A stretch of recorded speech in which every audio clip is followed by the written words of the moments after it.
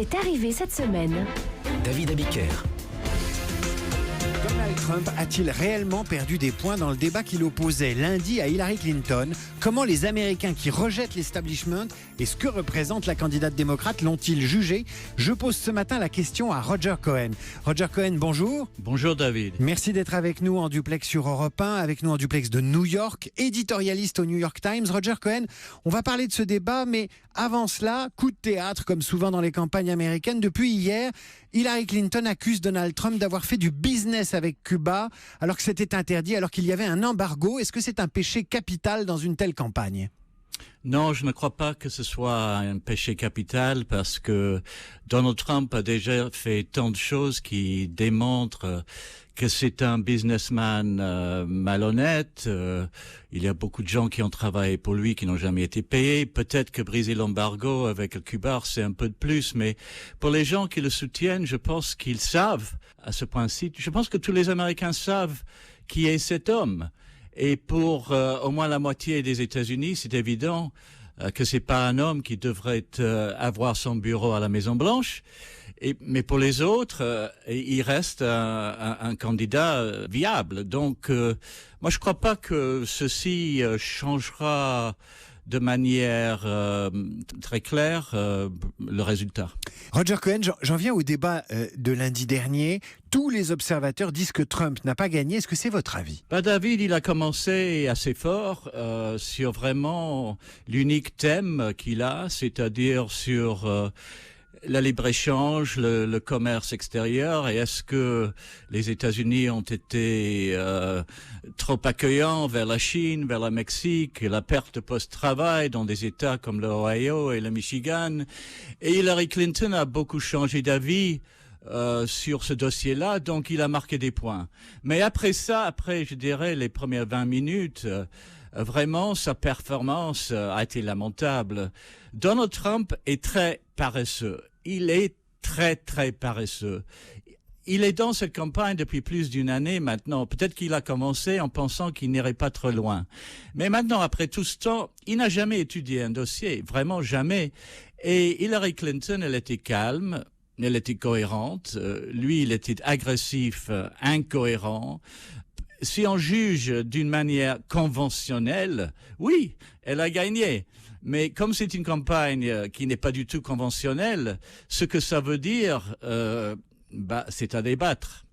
Ça veut dire en clair que les hésitations, les maladresses, les zones d'ombre de Donald Trump vis-à-vis de l'establishment et de tous les commentateurs, c'est des faiblesses, mais vis-à-vis de l'Amérique profonde, du peuple américain, on lui pardonne énormément de choses comparativement à Hillary Clinton. Moi, j'ai passé une semaine dans le Kentucky parce que j'en avais marre d'aller à des dîners à New York où tout le monde s'efforçait de se moquer de Trump, de ridiculiser Trump de façon plus brisante, disons. Le Kentucky, c'est un État populaire. Vous êtes allé voir l'Amérique profonde, oui, Roger l'Amérique Cohen. Red State, comme on dit ici, les gens qui soutiennent Donald Trump. Et c'était intéressant parce que ici à New York, on a tendance à dire que ces gens sont bêtes.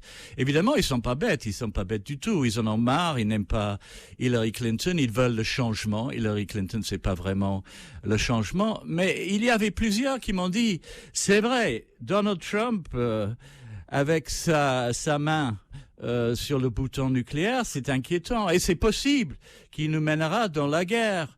Mais, à la fin, on va voter pour lui quand même. Roger Cohen, qu'est-ce qu'ils attendent, au-delà de changer le système ou de le gêner ou de mettre un coup de pied dans le système? Qu'est-ce qu'ils attendent en positif de Donald Trump? Qu'est-ce qu'ils espèrent de cet homme-là? Il y a une impression parmi des Américains que Barack Obama a un peu démontré une image des États-Unis à l'étranger trop négatif, qui n'a pas fait l'éloge des États-Unis. Et chez beaucoup d'Américains, ils n'aiment pas ça. Et ils pensent que Donald Trump, au pouvoir, ça sera l'Amérique exceptionnelle qui remarche.